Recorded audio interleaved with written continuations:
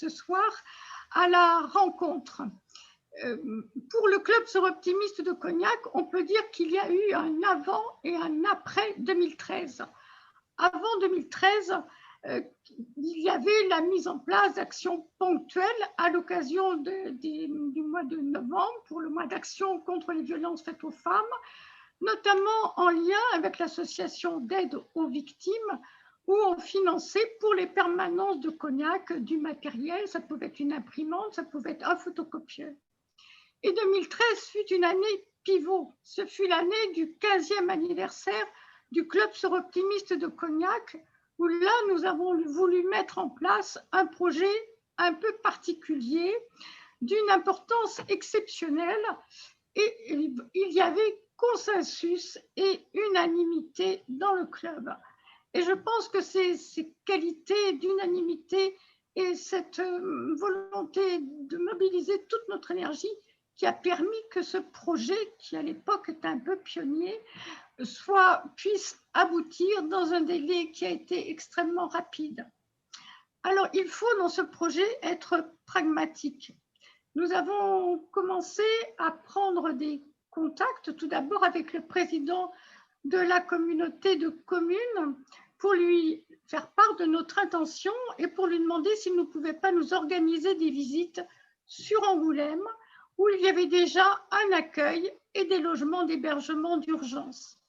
Voilà, nous lui avons fait part de nos intentions, il nous a organisé ces visites, mais nous savions très bien que le projet de Cognac serait façon Cognac, qu'il ne peut pas y avoir de réplique et qu'il n'y a pas de modèle. Il peut simplement y avoir peut-être une méthode. Et donc la deuxième rencontre, qui a été aussi déterminante, fut une rencontre pour le club avec celle avec laquelle j'avais l'habitude de travailler, la déléguée départementale aux droits de la femme et à l'égalité femmes-hommes. Je veux parler de Nathalie Hugonac, avec laquelle nous avons commencé à travailler en lien avec sa directrice départementale de la cohésion sociale et de la protection des populations, pour savoir qui pourrait porter ce projet pour la gestion de la structure et quel pourrait être le partenariat qui serait mis en place pour le financement de cette structure. Plusieurs hypothèses ont été envisagées. Tout d'abord, un centre d'action sociale, mais sur Cognac, ça n'apparaissait pas possible, donc il a fallu trouver une autre solution. Et nous l'avons trouvée avec elle, puisqu'il y avait sur Cognac une association qui était fortement impliquée, l'association socio-éducative de la région de Cognac, et des réunions ont été organisées pour leur expliquer ce que nous souhaitons faire. Au départ, nous ne pensions faire qu'un accueil. Et puis, il y a eu une réunion décisive, vraiment, à la préfecture, avec le préfet lui-même, qui a compris notre motivation, que nous avons convaincu. Et au mois d'août 2013, il a accepté de nous réserver une enveloppe financière pour que soit fait non seulement un accueil, mais aussi des logements sur Cognac. Il a bien compris et il nous a aidés pour cette structure de proximité, tant au niveau de l'accueil qu'au niveau du logement. Donc, il y a eu ensuite différentes réunions qui ont permis de concrétiser le processus qui était bien engagé, avec d'une part un accueil de niveau 1, c'est-à-dire c'est une permanence d'information, d'accueil et d'orientation pour les personnes victimes de violences, et par ailleurs une structure de logement de T3 qui sont intégralement financées par l'État. Si bien que le conventionnement a pu se faire, le projet vient de démarrer au printemps 2013, et là, le conventionnement a pu se faire dès l'automne 2013, donc en très peu de temps. Et nous annoncions au mois de novembre 2013 à la presse, sur le seuil du hall d'accueil de l'association socio-éducative de la région de Cognac, avec des soroptimistes, Martine qui est présente ce soir, Marie-Christine Fagot, Hélène Durand, une équipe qui s'était très impliquée. Nous annoncions la mise en œuvre sur le Cognac et sur la région de Cognac d'un centre d'accueil, d'information, d'orientation et d'hébergement pour les femmes victimes de violences. Alors ce centre, bien évidemment pour nous, il devait avoir un nom, mais il ne pouvait avoir qu'un nom. On ne pouvait que l'appeler le centre Suzanne Noël, tant voilà, celle qui nous a fondé les clubs soroptimistes est une femme exceptionnelle qui justement était une femme qui réparait les blessures et qui aidait à la reconstruction de ceux qui étaient profondément blessés. Le centre, donc le conventionnement a pu se mettre en place pour un démarrage tout à fait au début janvier 2014. Alors il va de soi que pour ce financement qui était donc en partenariat avec la communauté de communes qui avait en gestion à l'époque le logement social, avec l'État qui est la pierre angulaire et sans laquelle, je le dis, rien ne pourrait se faire et rien n'aurait pu se faire, puisque l'État finance l'accueil. Nous apportons au niveau du fonctionnement de l'accueil lui-même à peu près 65%, et l'État apporte 45% par l'intermédiaire du Fonds interministériel de prévention de la délinquance. Pour les 2 logements qui sont de T3, puisqu'il y a des familles qui sont accueillies, le financement de l'État est à 100%. Donc c'est un partenariat à 3 qui a été mis en place, et ce partenariat, il est à faire vivre. Pour notre part, nous avons trouvé les fonds grâce à la mise en place dès 2015 d'un salon talent de femmes que Martine Joannet, qui est présente ce soir, anime avec grand talent et avec beaucoup de dynamisme pour pouvoir atteindre les recettes nécessaires. La première année était de 9 000 €. Maintenant, nous arrivons, grâce à des partenaires privés et publics, on peut donner à peu près 10 000, 10 500, 11 000 €. Nous avons donné plus dans le cadre de la part des anges. On est allé jusqu'à apporter 15 000 € à la CERC, qui reçoit donc tous les fonds, puisque la structure qui gère le centre Suzanne Noël, c'est bien entendu la CERC.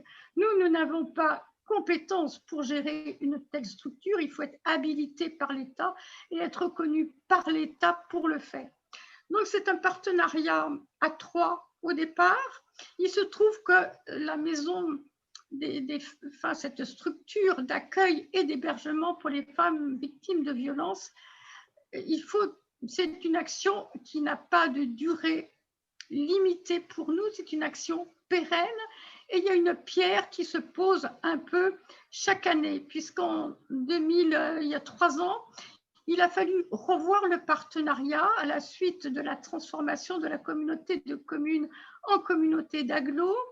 Donc, il ne peut plus y avoir de soutien direct par rapport aux modifications de compétences, mais il y a un soutien indirect par la mise à disposition de logements qui est envisagé et par rapport à un soutien indirect au salon Talent de Femmes, tant de la ville de Cognac que de la communauté d'Agglo. Mais il y a un autre partenaire qui a pris le relais par rapport à l'accueil des enfants, puisque cette année, sur 6 femmes qui ont été accueillies en hébergement d'urgence au centre Suzanne Noël, il y avait 8 enfants, et pour 80% d'entre eux, des enfants mineurs. Donc, il y a un local d'animation pour les enfants qui a été aménagé par le département, avec un crédit spécial, pour que les enfants soient aussi accueillis dans des conditions qui soient tout à fait satisfaisantes. Et sur le constat qui est fait au bout de ces 7 ans de fonctionnement, c'est que le centre, bien sûr, est de plus en plus connu, il est reconnu par tous les partenaires, et le nombre d'entretiens qui, cette année, ont été des entretiens téléphoniques très conséquents, 273 entretiens téléphoniques contre 191 l'an dernier, puisque le chiffre a explosé à la sortie du déconfinement. Il a explosé de 30% par rapport à l'an dernier. Il y a eu aussi des entretiens physiques qui ont été cette année au nombre de 64, un peu moins que l'an dernier, du fait de l'impossibilité de se déplacer. Mais les femmes accueillies au centre d'hébergement d'urgence même sont en augmentation. L'an dernier, elles n'étaient que 4 et au 30 novembre, elles sont déjà à 6, avec un nombre d'enfants qui cette année est de 8, alors que l'an dernier, il n'y avait eu qu'un enfant qui était d'ailleurs un mineur de 17 ans, alors que cette année, les enfants sont en bas âge, essentiellement entre 3 et les plus grands 10 ans.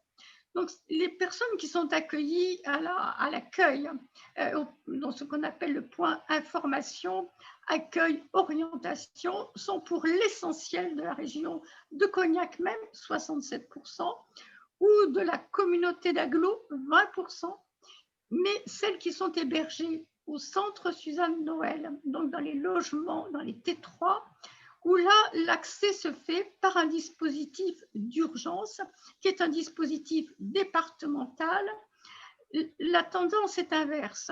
Il y a à peu près 20% de femmes qui viennent de Cognac même, ou de la communauté d'Aglo, mais il y a beaucoup plus qui viennent, à peu près 60%, 67%, de la région d'Angoulême pour essayer de faire un éloignement par rapport au terrain, au domicile initial.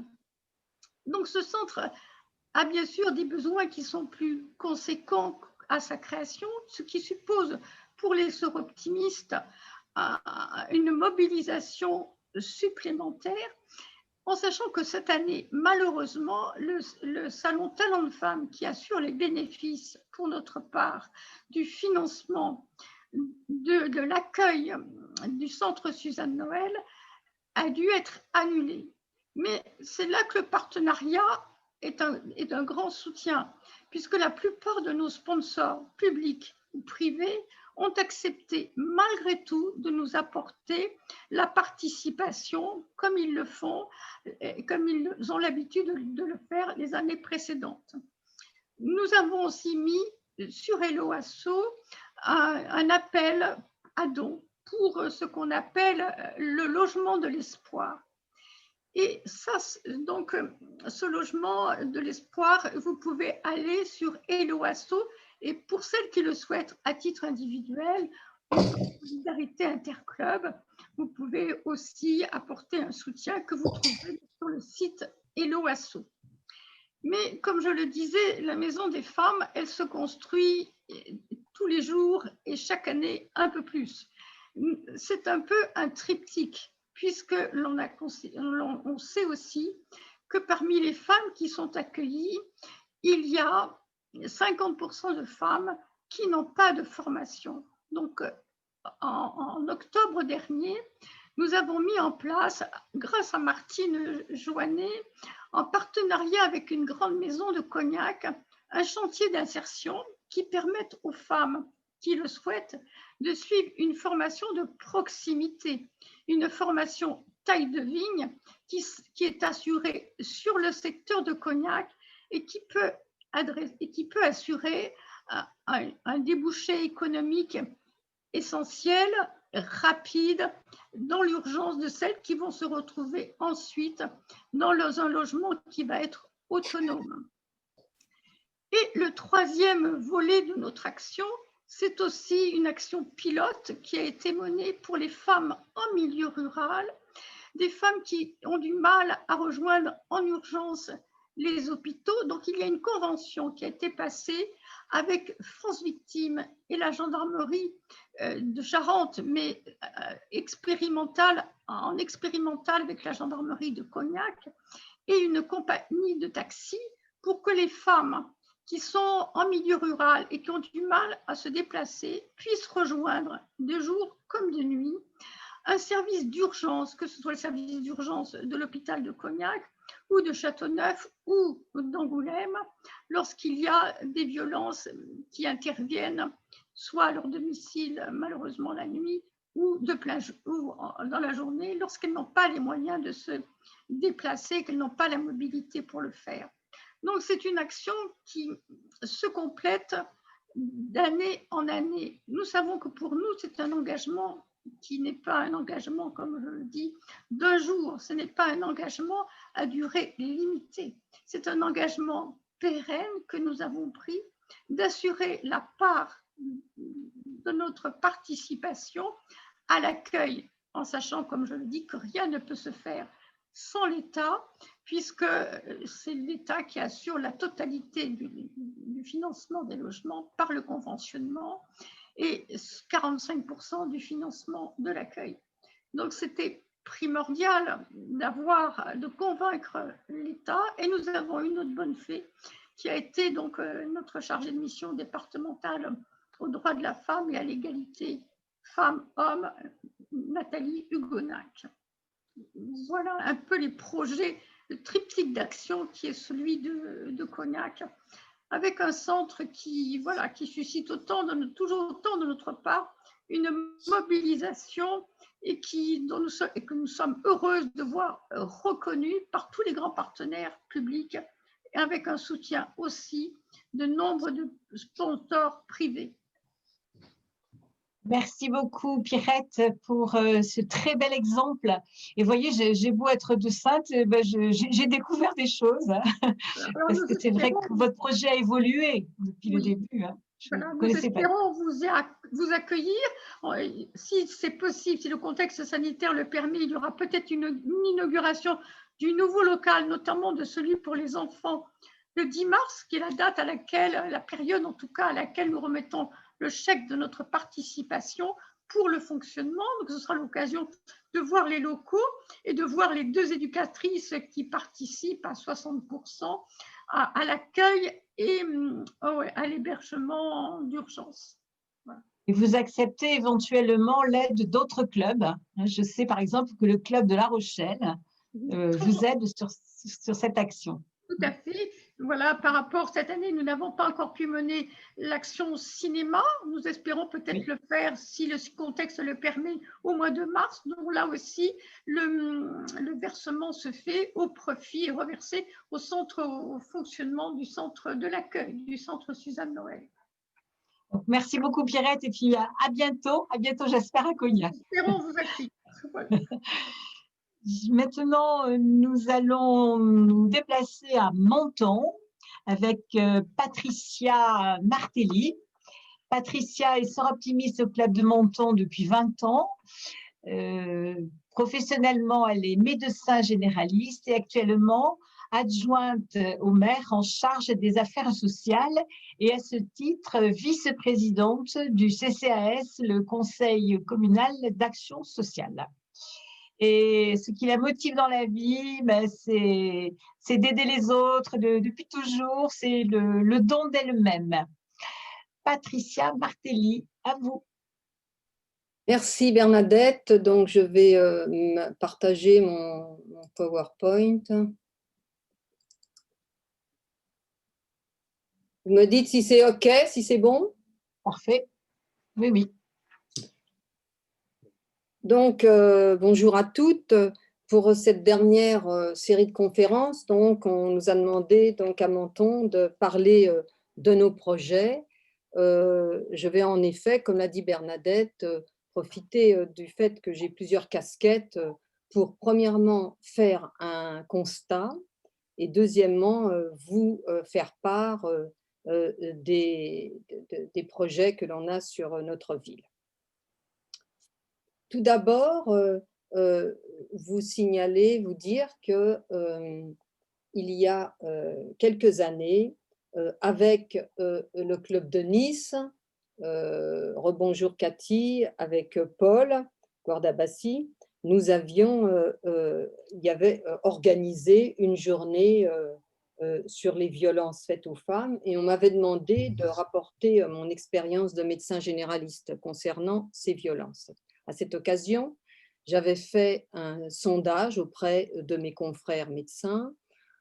Sur une vingtaine, une dizaine avaient alors répondu et en me disant qu'en moyenne sur une année, sur 12 mois, ils voyaient, comme moi d'ailleurs, à peu près une vingtaine, entre 20 et 24 femmes victimes de violences, ce qui fait à peu près 2 par médecin, ce qui montre, si besoin était, que la parole n'était pas libérée. J'ai fait actuellement un petit sondage, une petite enquête, et je vous dirais que ça n'a pas du tout évolué non plus, puisque les médecins actuellement ne reçoivent très peu de confidences des femmes victimes.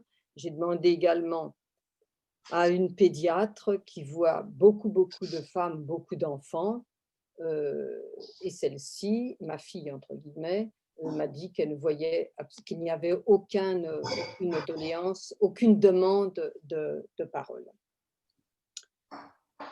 Dans le cadre de mes fonctions au CCAS, donc il faut savoir que les CCAS prennent en charge tout le monde, sauf les familles avec enfants mineurs qui sont pris en charge par les conseils départementaux.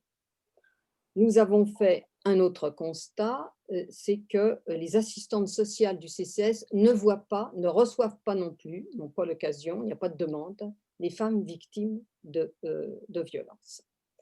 Nous avions fait il y a quelques années un flyer que vous voyez à l'écran et que nous avec un standard lié avec la mise à l'abri, le standard 115. Nous avions une personne du CCAS qui était au standard. Après une distribution très large dans la ville de ces flyers, nous nous sommes aperçus au bout d'un an que c'était un échec. Il y a eu très peu de victimes demandant un conseil ou faisant appel. J'ai joint les assistantes sociales du département qui, elles, voient également très peu de femmes qui ont des problèmes de violence familiale. Si je prends la casquette de sœur optimiste, il faut savoir que jusqu'à maintenant, le Club de Menton finançait une permanence juridique, permanence effectuée par le CIDF, à la Maison de la Justice et du Droit, consacrée aux violences familiales. Les chiffres étaient peu probants. La coordination un peu compliquée, mais les chiffres étaient peu probants, mais il est possible que nous revenions à une prise en charge financière, vu le contexte que je vous dirai par la suite. Donc, ces constats, ces 3 constats du médecin, de la sœur optimiste et de l'élu en charge des affaires sociales m'arrivent à me poser la question: sommes-nous une ville de bisounours à Menton? Eh bien, c'est-à-dire, n'a-t-on aucun homme violent ou autre pervers narcissique dans notre ville? Notre ville a, je vous le rappelle, 28 000 habitants. Donc, j'ai essayé de faire une petite analyse rapide qui m'a entraîné les conclusions suivantes. J'ai contacté de nouveau la responsable de la Maison de la Justice et du Droit, qui regroupe les statistiques des communes de la Riviera française, 15 communes, 75 000 habitants, dont les 5 communes de la vallée de la Roya, qui a été, vous le savez toutes, sévèrement touchée par la tempête Alex. La responsable me dit que les consultations juridiques pour violences familiales, qui étaient un temps très atténuées, ont explosé cette année avec le confinement. J'ai rencontré, il y a quelques jours, les services de police, un inspecteur qui est chargé de ce domaine et qui m'a dit qu'il y a eu, durant l'année 2020, à peu près 70 plaintes.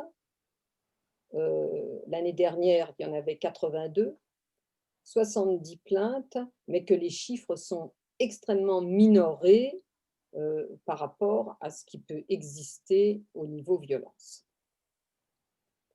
En tant qu'adjoint au maire, chargé des affaires sociales, j'ai participé le 25 novembre dernier au comité de pilotage du schéma départemental partagé de la lutte contre les violences faites aux femmes.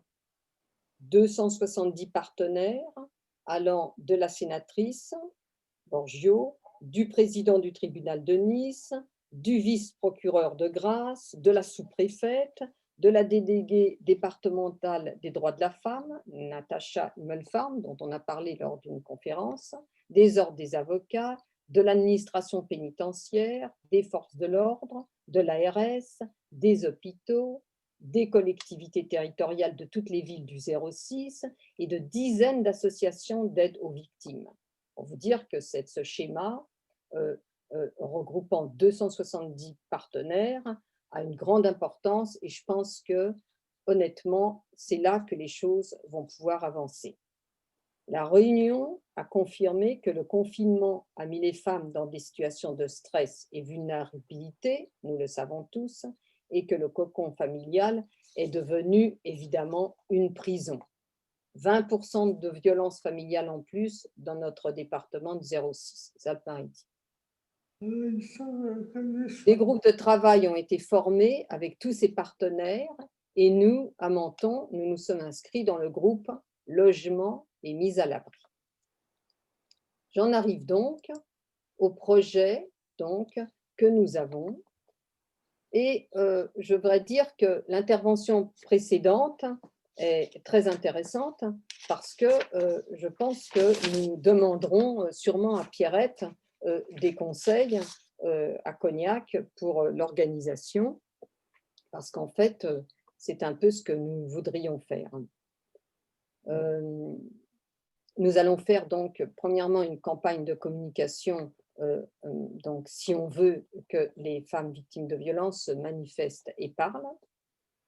Et entre parenthèses, j'en parlais ce matin avec Nicole Lançon, la campagne qui doit être faite durant l'année 2021 et dont le club d'Uzès a eu l'idée sur les sacs à pain là, en papier me paraît très intéressante et j'espère qu'elle sera pérennisée durant notre année. Donc, le projet à Menton, je superpose mes 3 casquettes. Que fait-on déjà quand une femme actuellement et des enfants subissent des violences? Jusqu'à maintenant, en fait, nous les mettons dans un hôtel. Le CCAS de la ville finançons ces nuits d'hôtel. Entre parenthèses, suite au Grenelle des violences, on espère que les auteurs pourront partir de la maison et que les victimes pourront retourner chez elles, car c'est la logique. Et c'est une des principales raisons pour lesquelles les femmes ne parlent pas et pour lesquelles les paroles ne sont pas libérées, c'est que les femmes ont peur d'être obligées de quitter, bien sûr, leur maison avec toutes les conséquences que ça peut engendrer pour leur travail et pour les enfants, la prise en charge des écoles. Donc, notre projet serait donc de créer dans une grande maison mentonnaise de 3 étages, que vous voyez à l'écran, et qui appartient au CCAS de la ville, 3 petits appartements de type alvéole, avec chambre, toilette, WC particulier, et peut-être cuisine et salon commun. On verra. En somme, des appartements de mise à l'abri et de protection, mais également un lieu d'information, de discussion, de dialogue, d'orientation, de suivi des actions. Car il est évident que seul un lien de confiance permettra aux femmes en difficulté de pouvoir parler de tous les sujets. Et vu qu'on est un club multiprofessionnel, pourquoi justement en complémentarité avec la ville, le CCAS, la communauté d'Aglo, la Riviera française, l'État, comme l'a décrit Pierrette tout à l'heure, pourquoi ne pas faire intervenir les compétences des sœurs optimistes également pour pouvoir être actives. Que l'en est-il des travaux? Ben, les travaux ont débuté, le gros œuvre est financé par la ville. On va rechercher d'autres financements pour faire fonctionner cet abri, car vous savez qu'à la suite de la Covid et du confinement, toutes les villes de France, et la nôtre pas mieux que les autres, ont toutes des finances très tendues, donc il est évident qu'on va devoir être aidé financièrement. C'est là que nous allons donc chercher des partenaires pour faire fonctionner et aménager cet abri. Et je sais que, pour en avoir parlé avec notre présidente Berthe Minéo et notre paste présidente Nicole Lançon, que le club sera derrière nous pour nous aider. Donc, en ce qui concerne les moyens humains, il y a donc nous sommes un club où les filles sont très actives, très dynamiques, et il y a des retraités qui se sont déjà manifestés pour nous aider. Voilà, donc c'est un beau projet. On espère vous en parler l'an prochain. Et en attendant, tout le club Sœurs Optimistes de Menton vous souhaite des bonnes fêtes de fin d'année. Nous vous embrassons toutes et nous vous remercions de votre attention. Merci. À toi, Bernadette. Merci beaucoup, Patricia. Et maintenant, nous allons aller en Corse, à Bastia, avec Sylvie Guenot-Rivière, qui est directrice adjointe du département, de la direction départementale de la cohésion sociale et de la protection de la population. Je sais que Pierrette en a parlé tout à l'heure. C'est un service interministériel et la déléguée aux droits des femmes dont on parle très souvent est dans ce service. Sylvie travaille au quotidien avec la déléguée aux droits des femmes. Son engagement… Oui. Je ne trouve pas Sylvie Guénaud. Allons bon. Ah, d'accord. C'est bon, ça y est. C'est bon. Sauvé. Sauvé. Donc, Sylvie s'est toujours engagée au profit des publics vulnérables. Elle a découvert le sort optimiste, elle dit que c'est une heureuse découverte, en 2012 au club de Fort-de-France fondateur. Et elle est au club de Bastia depuis 2018. Dans son club, elle est déléguée et chargée de la communication. Donc, Sylvie, à vous. Alors, c'est moi qui dois passer le PowerPoint. J'espère que ça va bien se passer. Voilà. Alors, il faudra me dire à quel moment je change de diapo. D'accord. Merci beaucoup et bonsoir à toutes. J'ai presque la lourde charge de venir en dernier après ces 7 jours de conférences qui ont été particulièrement denses et intenses. Et je ne vous parlerai pas d'un projet à proprement parler que nous aurions porté, même si nous participons à plusieurs, mais j'essaierai plutôt d'aller vers une méthodologie pour essayer de s'y retrouver. Donc, on peut passer la slide 1, s'il vous plaît, Bernadette.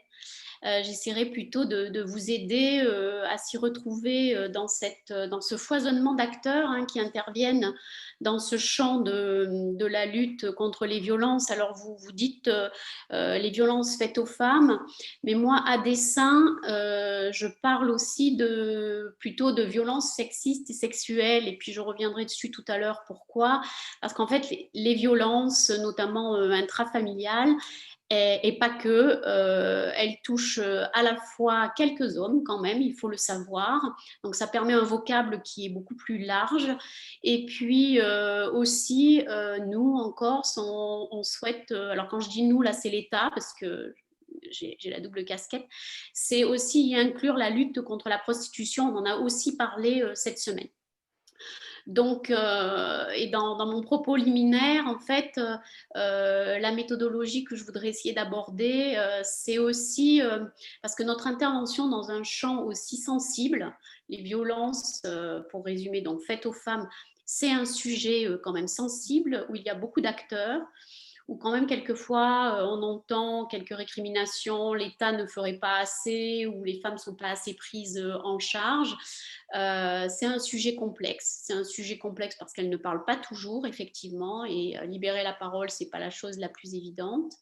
Et donc, surtout, il y a cette multiplicité d'acteurs qui doit chacun agir dans son champ de compétences. Donc, si nous, en tant que SOROP, nous intervenons dans ce champ-là, il faut qu'on le fasse avec prudence et dans les respects des compétences de chacun. J'insiste un peu parce que ça peut être des fois source de beaucoup de... soit de friction, soit de malentendus. Et si on veut continuer à être un acteur entendu, reconnu, notamment auprès des services de l'État, je pense qu'il faut qu'on garde cette distance que nous avons et ce champ pluridisciplinaire qui est le nôtre. On peut passer à la slide suivante. Donc, en fait, moi, ce que je vais essayer de vous apporter, c'est un regard croisé, effectivement, de directrice départementale de la cohésion sociale et de la protection des populations, qu'a évoqué notre SOROP de Cognac, et ma casquette de SOROptimiste, parce qu'en fait, toute la journée, je vous avoue, en tout cas quand je suis sur ces sujets-là, que j'ai souvent le double réflexe.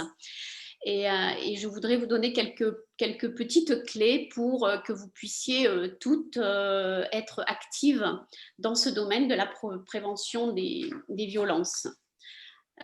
Bernadette, the next. Donc, en fait, voilà, je vais vous aider d'abord à identifier les bons partenaires. Et à mon sens, en termes de méthodologie, il faudrait que systématiquement, le club se rapproche dans chaque département, parce qu'il y en a une par département, de la déléguée aux droits des femmes et à l'égalité femmes-hommes. Soit, prochaine slide, soit cette déléguée, elle est directement rattachée au préfet, soit elle est au sein de la structure qui est la mienne, donc la direction départementale de la cohésion sociale et de la protection des populations. Comment vous la trouvez? En fait, il faudrait que vous ayez le réflexe d'aller sur le site internet de la préfecture de votre département. Tous les sites internet sont faits exactement de la même façon. Vous tapez préfecture de et vous mettez votre département à côté. Vous aurez des onglets qui vont apparaître. Et l'onglet en haut à gauche, vous verrez les services de l'État. Vous cliquez dedans et normalement, vous trouvez la direction départementale de la cohésion sociale et de la protection des populations. Et en ouvrant cet onglet, vous tomberez aussi sur les coordonnées de la déléguée aux droits des femmes. Si jamais vous ne le trouvez pas par le site internet, ce qui m'étonnerait, vous tapez directement sur internet DDFE, délégué départemental aux femmes et à l'égalité, et le nom de votre département, et en général, ça vous le fait apparaître. Ou alors, vous appelez le standard de la préfecture et on vous le communiquera bien volontiers. Bernadette? Voilà. Donc, merci, vous m'avez merci. Donc, en fait, la déléguée aux droits des femmes, c'est votre interlocutrice privilégiée. Pourquoi? Parce que d'abord, elle connaît tous les partenaires. Elle travaille avec eux au quotidien. Et elle est en lien également avec le préfet. Nous, dans mon département, on travaille de concert, je la vois quasiment tous les jours, même si ça occupe pas 100% de mon temps. Et vraiment, c'est un lien très fort avec le préfet. Donc, en fait, elle peut tout à fait vous inclure dans des groupes de travail. Notre collègue évoquait tout à l'heure, donc c'était notre collègue SOROP de Menton, qui parlait de la charte départementale de prévention et de lutte contre les violences. Alors, chez nous, on les appelle sexistes et sexuelles pour les raisons que j'ai évoquées tout à l'heure. Donc, en fait, chaque préfet de département a l'obligation de mettre en place une commission départementale qui traite de ce sujet et qui élabore et qui adopte une charte. Alors effectivement, il peut y avoir beaucoup de signataires et 270, ça montre la complexité du sujet et l'ensemble des acteurs qui peuvent être intéressés, mais surtout, nous mettons en place des groupes de travail sur des thématiques. Donc, si vous approchez la déléguée aux droits des femmes, pour vous faire connaître, elle peut vous intégrer. Il faudrait manifester votre souhait donc de rejoindre ces groupes de travail, voire d'être, pourquoi pas, signataire de la charte. Et ça permet d'être identifié. pourquoi nous, services de l'État, ça nous intéresse d'avoir des partenaires comme vous, les soroptimistes? C'est que la chance que nous avons, c'est que, alors chaque fois je change de casquette, quand je dis nous, là cette fois c'est en tant que sorop, c'est qu'en fait nous ne sommes pas des militantes, nous ne sommes pas ciblés sur une thématique et une seule. Et pour quelqu'un comme le préfet, avoir affaire à des soroptimistes, c'est quelque chose de très rassurant. Moi, je l'ai vu, j'ai vu le préfet actuel que j'ai vraiment évoluer vis-à-vis de ça, parce que quelquefois, il peut se retrouver face à des associations qui sont même souvent en frontale, en opposition avec l'État. Nous, ce n'est pas notre rôle. Nous, on est plutôt, voilà, nous sommes plutôt force de proposition pour porter des projets, faire des montages un petit peu originaux. Et ça les rassure. Donc, si vous avez envie de les approcher, si vous avez envie d'intégrer, sachez que vous aurez un bon accueil pour toutes ces raisons-là, parce que vous n'êtes pas mono-activité et vous n'êtes pas des militantes. Donc, vous êtes en plus pour la plupart des femmes qui exerçaient dans des secteurs très variés et dont on a besoin de l'expertise. Donc, voilà pourquoi la déléguée aux droits des femmes, ça peut être vraiment le vecteur le plus utile pour vous. Il faut vraiment que vous l'identifiez et elle peut donc être votre messager auprès du préfet. Et donc, si elle est intégrée dans une des DCSPP, pardon pour l'acronyme, il faut aussi que vous identifiez, c'est souvent une femme qui se préoccupe de ces sujets-là. Et puis, ce sont aussi, j'ai constaté dans mon expérience professionnelle, que le féminin de directeur, c'était souvent directrice adjointe.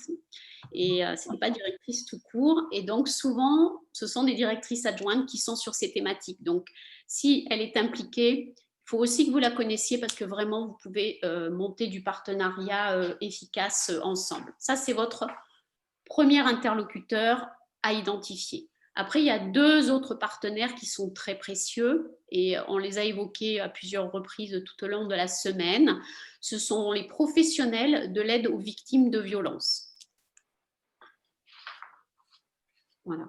Donc, cette semaine, vous avez entendu France Victime qui est intervenue. Donc, ça, c'est le nom que ces associations portent sur le continent. Nous, en Corse, ça s'appelle la Corse AVEM. Donc, c'est de l'aide aux victimes au sens large, qui est composé de juristes et de psychologues et qui est habilité par le ministère de la Justice. Donc, bien souvent, quand on est en groupe de travail, on les a avec nous et ils ont accès à un certain nombre d'informations. Pour synthétiser, parce que quelquefois, il y a des compétences qui peuvent ressembler de beaucoup à celles du CIDFF, qu'on va voir tout à l'heure. La Corse AVEM, si je dois résumer, elle accompagne essentiellement sur la partie juridique des procédures. Elle accompagne la victime dans ses démarches, de plainte ou pas de plainte d'ailleurs, pour travailler très très souvent avec le procureur de la République. Elle rappelle systématiquement, et ça fait partie des petits conseils que je redonnerai en fin de présentation, que ce n'est pas la peine d'inciter les victimes à porter plainte. Souvent, c'est un traumatisme qu'elles ne sont pas prêtes un pas qu'elles ne sont pas prêtes à franchir parce que c'est assez traumatisant et elles ont peur des répercussions. Et donc, vraiment, ce n'est absolument pas le premier conseil qu'il faut donner à une femme victime de violence que de porter plainte. Le premier conseil, c'est le CIDFF, France Victime, une unité hospitalière qui s'occupe des violences faites aux femmes, si elle existe dans votre département. Mais c'est vraiment pas le premier conseil à donner, d'autant qu'en plus, pour engager une enquête, à partir du moment où quelqu'un a connaissance de faits qui sont susceptibles d'être sanctionnés au niveau pénal et des faits relativement graves, et puis même, c'est même pas à nous de mesurer ça, à partir du moment où un officier de police judiciaire ou au commissariat ou en gendarmerie est au courant, il n'a pas besoin d'une plainte pour faire remonter au parquet. On l'a entendu cette semaine aussi, une partie du secret médical est levée, on appelle ça le secret partagé, si un personnel médical a connaissance ou soupçonne qu'une personne est victime de violence, elle peut tout à fait le signaler au PROC. C'est le PROC qui lancera des poursuites, des enquêtes, etc., des investigations. Et c'est absolument pas la plainte qui enclenche le mécanisme juridique. Ça, c'est vraiment très, très important à avoir à l'esprit. Donc, l'accord SAVEM pour nous, France Victime pour vous plutôt, pour la partie juridique. Donc, le second partenaire, c'est le CIDFF. Si je peux avoir la prochaine slide.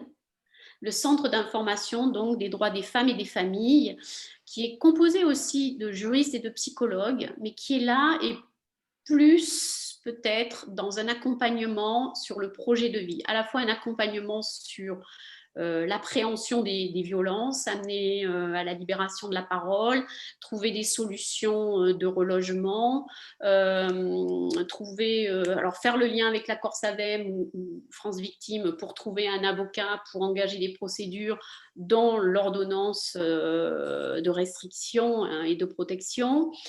Donc elle est plutôt sur le projet de vie. Voilà, si ça peut servir à distinguer un petit peu les deux. Donc 3 partenaires, la déléguée aux droits des femmes, France Victime, le CIDFF, c'est vraiment la base, je dirais, pour vous y retrouver un petit peu. Donc là maintenant, si je peux vous donner quelques petites recommandations que j'ai commencé à déflorer tout à l'heure, c'est vraiment un sujet qui est sensible, où il y a déjà beaucoup de partenaires, donc il ne faut pas rajouter à de la confusion et il ne faut pas se substituer aux structures qui sont professionnalisées dans l'accompagnement. Je pense, à moins qu'on soit de profession avocat, comme on en a eu une cette semaine qui nous a exposé, si on va la voir, oui, elle sera orientée, mais attention. Donc, il faut avoir connaissance des dispositifs et des numéros de téléphone pour orienter. Donc, je vous ai donné là les 3 principaux partenaires, mais s'il y avait que 3 numéros de téléphone vraiment à retenir en cas de grand danger, c'est le 17, c'est police secours. Police et gendarmerie reçoivent sans arrêt maintenant des formations. Les pouvoirs publics se sont vraiment emparés de cette lutte, de cette prévention contre les violences faites aux femmes. Donc le 17, les services sont prêts et ils interviennent systématiquement. Vous avez le 115 que le Menton a évoqué. Alors le 115, c'est en fait un numéro d'urgence pour faire de l'hébergement. Donc normalement, vous en avez un dans chaque département et qui est porté par des structures différentes. Pour Menton, c'était le CCAS, si j'ai bien compris. Sinon, ça peut être des structures associatives. Et on travaille avec eux et on met en place des protocoles. Alors effectivement, en général, l'accueil de premier niveau, c'est un hébergement inconditionnel, c'est-à-dire on ne se pose pas la question, c'est justifié, c'est pas justifié. On met la victime à l'abri avec ses enfants à l'hôtel dans un premier temps ou dans une structure si nous en avons une, et puis nous mobilisons l'ensemble des services et ensuite il y a ce qu'on appelle l'enquête sociale de premier niveau pour voir quel est le degré d'autonomie de la personne et on l'accompagne en fonction de ses besoins. J'ai envie de dire aussi, puisque nous avons la chance d'œuvrer dans un champ large, puisqu'on a 4 thématiques dominantes, 5 thématiques dominantes pour les SOROP, c'est donc de ne pas nous enfermer sur cette thématique de la violence faite aux femmes et peut-être investir beaucoup plus le champ de la prévention, de l'éducation, de l'émancipation par le travail et de l'autonomisation. Je pense que vraiment, notre plus-value, elle peut être là. En plus du fait qu'on sait souvent mobiliser des partenaires pour des projets ponctuels, je pense, enfin voilà, c'est ma position, je pense que ce champ-là, il est peu investi et là, on y a toute notre place. Donc, qu'est-ce qu'on peut proposer à la déléguée comme type de partenariat? Donc, je vois que mon dernier renvoi de slide, j'ai dû faire une modif et pas là, mais ce n'est absolument pas grave. Donc, je vous le disais tout à l'heure, proposer effectivement de rejoindre cette signature de la Convention départementale de prévention et de lutte contre les violences faites aux femmes via la déléguée. Pour que vous puissiez participer à cette commission départementale. Ensuite, ça serait bien aussi de s'associer à ce que fait la préfecture le jour du 8 mars, parce que d'expérience, le préfet nous demande toujours ah mais en fait qu'est-ce que je peux faire, etc. Et je vous avoue que de savoir qu'on peut compter sur des associations comme la nôtre et comme quelques autres pour monter des opérations de com pour ce jour-là, c'est plutôt bien et vous pouvez être très très utile. Et ça a un effet levier de mobiliser en fait les services du préfet, le préfet lui-même, parce qu'en fait, on peut bénéficier surtout de son staff communication et du réseau des médias locaux. Et nous, en faisant comme ça à Bastia, en fait, souvent, on arrive à avoir les couvertures du France 3 local. Et ça marche plutôt bien, ce qui fait que du coup les SOROP ont une visibilité parce que j'avoue, c'est moi qui me sers du préfet en fin de compte et pas forcément l'inverse. Vous pourriez aussi l'associer, le préfet, la déléguée aux droits des femmes, aux 16 journées d'activisme. Nous, on l'associe toujours à la diffusion du film qu'on essaye de faire coïncider avec le 25 novembre, parce que ça lui permet là aussi, ça nous permet d'avoir les médias qui sont avec nous à ce moment-là, et puis lui aussi, ça lui permet de faire le lien et de montrer qu'il a des partenariats avec d'autres associations que celles qui sont professionnalisées dans ce champ-là. Après, les autres opérations, certaines en ont parlé, hein, l'opération emballage baguette de pain avec numéro utile, ça, les services de l'État en seront friands et vous serez les bienvenus. Moi, j'aimerais, si après, vous avez la curiosité d'aller regarder sur Internet, alors cette fois avec ma casquette de SOROP, j'ai sensibilisé la commissaire de police, parce qu'on a la chance d'avoir une commissaire de police, à un dispositif code couleur qui est placé à l'entrée des commissariats. Donc sur Internet, vous allez voir expérimentation code couleur, commissariat du Mans, et vous verrez, en fait, il s'agit d'un dispositif qui permet aux victimes de choisir un code couleur à l'extérieur. On leur explique sur un panneau qu'il y a 2 couleurs quand on se présente à l'accueil d'un commissariat, une couleur orange pour les victimes de violences et une couleur bleue pour tous les autres types de plaintes. Donc, quand elle rentre au commissariat, en fait, en choisissant sa couleur avant d'entrer, elle bénéficie d'une procédure de protection spécifique et qui garantit la confidentialité de son accueil et surtout qui peut accélérer, le cas échéant, le dépôt de plainte. Donc, elle voit ce panneau dehors, elle comprend qu'il y a deux couleurs, orange, bleu. Et quand elle arrive au guichet, en fait, l'agent de police qui est au guichet a lui-même une petite plaquette devant lui avec juste 2 ronds, un orange et un bleu, et il demande juste à la personne de montrer la couleur pour laquelle elle est là. Et si c'est le orange qui est montré par la victime, il appelle systématiquement un ou une collègue, et c'est souvent une femme, qui se déplace et qui prend tout de suite en charge la victime de violence, qui la prend dans un bureau à part et qui travaille le début de l'entretien pour libérer la parole, pour voir quel accompagnement et emmener éventuellement doucement vers la plainte. Donc, ce dispositif-là, si on s'en empare et si chacune d'entre nous, on va toquer à la porte du commissariat en disant voilà un code couleur, alors c'est parce que le orange, en fait, c'est vraiment la couleur orange de l'ONU hein, qui a été conservée pour ce dispositif. Et c'est parti d'un agent de police qui connaissait le dispositif Oranger le Monde et qui s'est dit mais si on inventait ça dans les commissariats. Donc le premier à l'avoir fait, c'est Le Mans. Et ça va probablement se répandre, mais ça se répandra si on le fait connaître. Donc je me disais, ça pourrait être voilà, une suggestion à faire dans vos départements. Et puis après, bien sûr, systématiquement participer à des réunions paroles de femmes où on présente aussi, parce que ces femmes-là qui sont victimes, souvent ont une vision d'elles-mêmes qui n'est pas très bonne. Donc, elles ont besoin aussi de réapprendre, à prendre confiance, à s'émanciper, à pouvoir retravailler. Je trouve que d'ailleurs, l'idée de Cognac là, et d'un chantier d'insertion pour ces femmes dans la taille de vigne me donne une idée parce que nous avons des vignes en Corse, donc je vous avoue que je la prends. Et ça me permet de conclure sur la mise en réseau systématiquement. Moi, j'ai connu les SOROP à la Martinique parce que j'étais chargée de mission aménagement du territoire et qu'un jour, j'ai une dame qui vient se présenter et qui était d'ailleurs une ancienne présidente du club fondateur, Ninette, que mes amis martiniquaises connaissent bien, et qui me parle d'un projet de création de crèches inter-entreprises en Outre-mer. Ça n'existait pas. Voilà comment je découvre les SOROP et voilà comment je découvre qu'on peut monter des projets d'envergure. Donc le réseau, c'est vraiment très très important de se mettre en relation en fonction du métier de chacune, en fonction de ce que chacune connaît. Mais si vous pouvez, dès le départ, identifier vos 3 interlocuteurs privilégiés sur le département, je pense que ça ne peut que vous ouvrir des portes. Merci beaucoup. Merci, c'est moi qui vous remercie. C'était très clair. Vous nous avez donné beaucoup de pistes et je pense qu'il va falloir qu'on fasse une synthèse de tout ce que nous avons entendu pendant ces 7 conférences. C'était extrêmement riche et il va falloir qu'on écrive ça et que derrière, on propose des actions.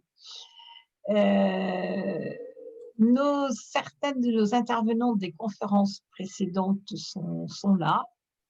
Est-ce que vous auriez des questions à leur poser? Alors, je propose, Dominique, qu'on réouvre les micros.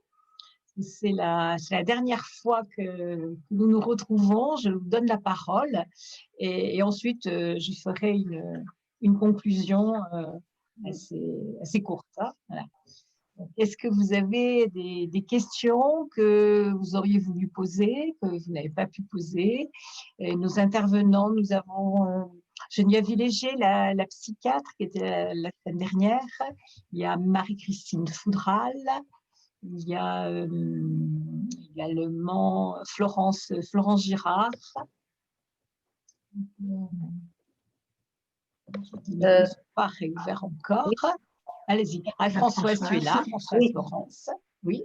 Oui, je suis là. J'ai eu du mal, mais je suis arrivée.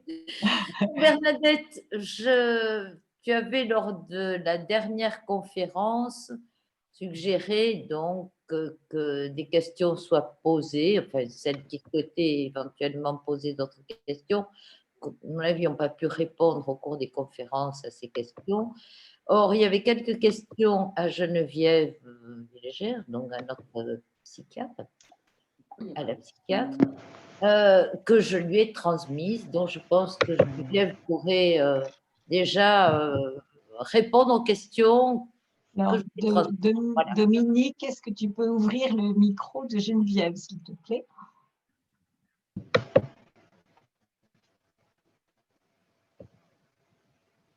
Non, c'est pas Geneviève. Geneviève Villéger. Villéger.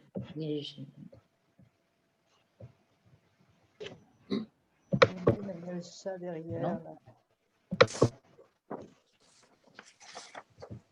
Geneviève, tu ouvres ta caméra, on te voit. Je ne sais pas où tu es. Non. Moi, je me vois. Donc, ça veut dire que ta caméra est ouverte. La caméra est ouverte. Ah, oui. Non, ce n'est pas elle. Bernadette, donne-moi le nom, s'il te plaît. Villéger, V-I-2-L-E-G-E-R.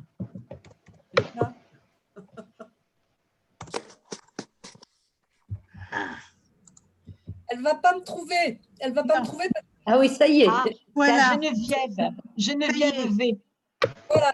C'est bon. C'est bon. Ouais. Ah, mais ça c'est va, bon. elle l'a mis aussi. Bonjour à toutes. J'espère que j'ai le son. Oui, on t'entend. En jaune, donc normalement j'ai le son. Alors, Françoise m'a donc fait passer les questions qui avaient été posées lors de mon intervention de l'autre jour. Et j'ai donc comme première question, quels sont les moyens et outils pour amener les femmes victimes d'emprise à se confier? Alors évidemment, il n'y a pas une réponse unique, hein, tout va dépendre du contexte, mais une question de confiance. Et la confiance, pour qu'elle s'instaure, il faut qu'il y ait une relation authentique et un climat rassurant.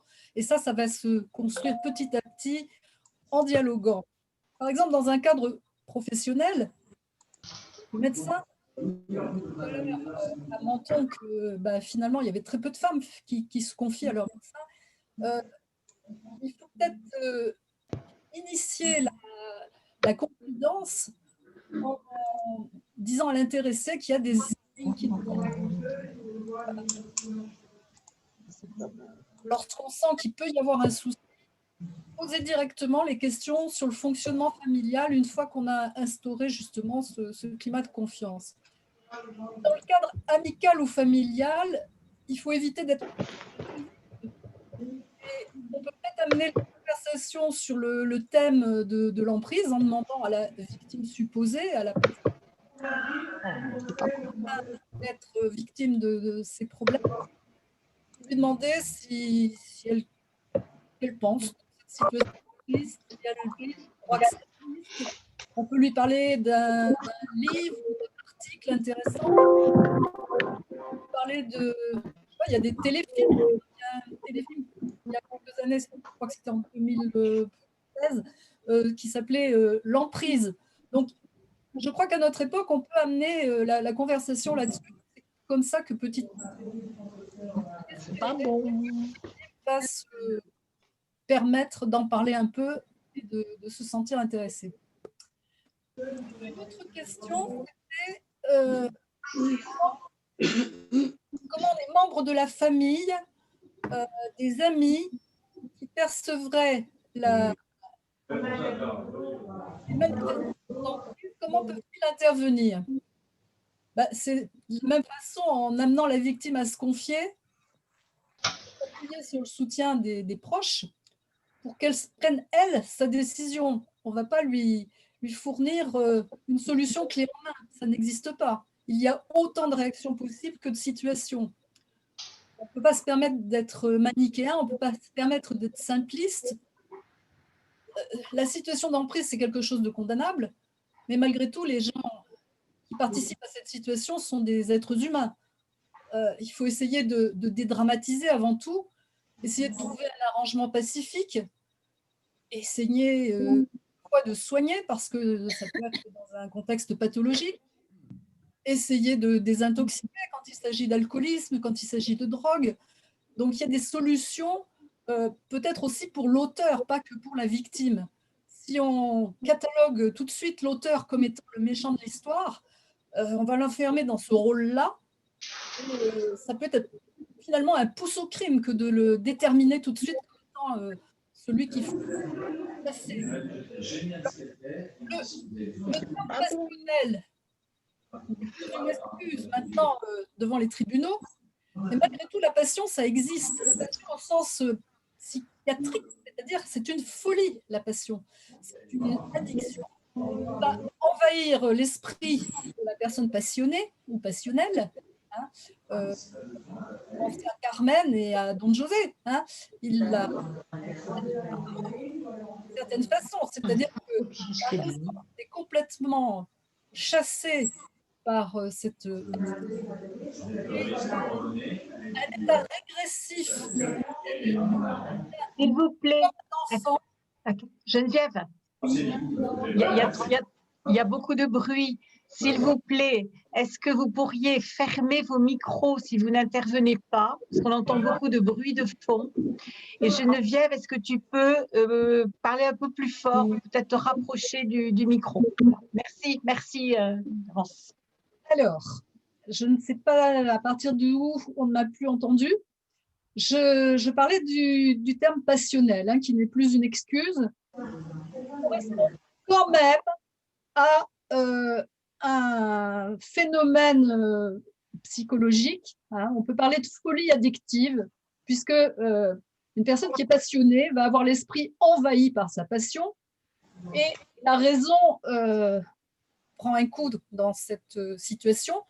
Et dans le cas de cette passion amoureuse, l'adulte se met à régresser à un niveau puéril et il est comme un enfant qui va casser son jouet quand il se met en rage. Situation. Alors, quand on est de la famille de l'agresseur, on peut quelquefois essayer de l'amener à la raison, de le démontrer, c'est-à-dire de faire cesser d'être monstrueux dans notre propre esprit, et ça permet de gagner du temps. Donc ça, c'était